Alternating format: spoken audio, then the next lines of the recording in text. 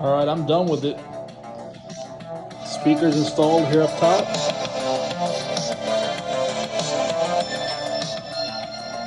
iPad screen as a monitor. USB hub in the front. And on the back we got the power plug for the Mac Mini, power for the LCD display, 2 USBs in the back, and we got Thunderbolt 2 output. And of course that's hooked up to this monitor, 27-inch monitor that I have.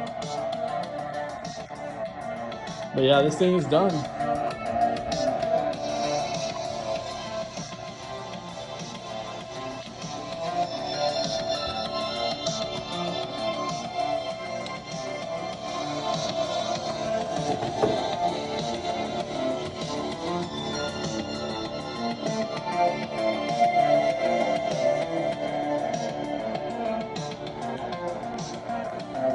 Anyways, now I gotta edit the video of doing all the work and showing you all the insides and how everything's mounted and set up.